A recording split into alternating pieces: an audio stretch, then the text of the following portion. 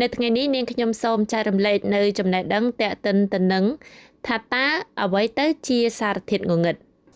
អាចកំបាំងដ៏ចម្បងមួយនៅក្នុងចក្រវាឡដែលអ្នកវិទ្យាសាស្ត្រនៅតែមិនទាន់អាចយល់ច្បាស់នៅឡើយនោះគឺវត្តមាននៃសារធាតុចម្លែកដែលមិនបញ្ចេញពន្លឺហើយក៏មិនចាំងផ្លាតពន្លឺមិនអាចឲ្យយើងសង្កេតមើលឃើញបានហើយដែលគេហៅតាមភាសាអង់គ្លេសថា dark matter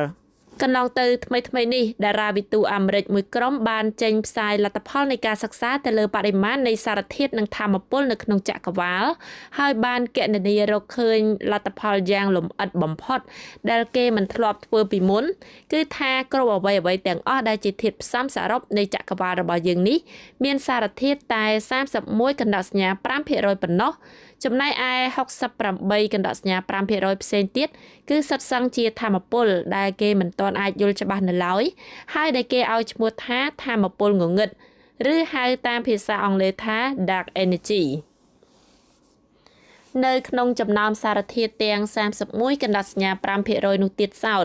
ភាគច្រើនលើសលប់ពលគឺរហូតដល់ទៅប្រមាណជាង 80% ក៏ជាប្រភេទសារធាតុដែលយើងនៅមិនទាន់អាចយល់បានច្បាស់លាស់នៅឡើយដែរដោយសារតែវាមិនបញ្ចេញពន្លឺអាចឲ្យយើងសង្កេតមើលឃើញដែលផ្ទាល់បានហើយដែលគេឲ្យឈ្មោះថាសារធាតុងងឹតឬតាមភាសាអង់គ្លេសហៅថា dark matter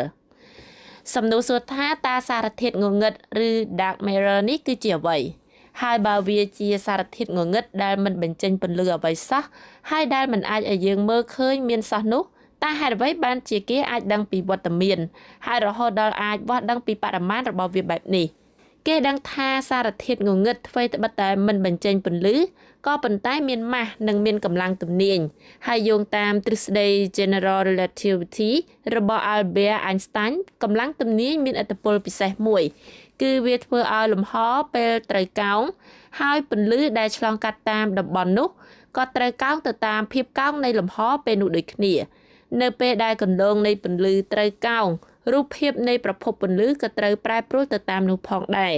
ដោយពេលខ្លះទីតាំងដែលយើងសង្កេតឃើញវាត្រូវប្រែប្រួលខុសពីទីតាំងពិតប្រាកដ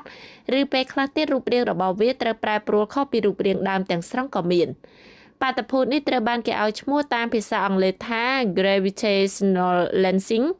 ហើយតាមរយៈការសង្កេតទៅលើបាតុភូតនេះដែលគេអាចឲ្យអ្នកវិទ្យាសាស្ត្ររកបាននៅភស្តុតាងដែលបញ្ជាក់ពីវត្តមាននៃសារធាតុងងឹតបានព្រមទាំងអាចគណនាបានផងដែរនៅម៉ាស់របស់វាសូមអរគុណចំពោះការតាមដានស្ដាប់របស់លោកអ្នក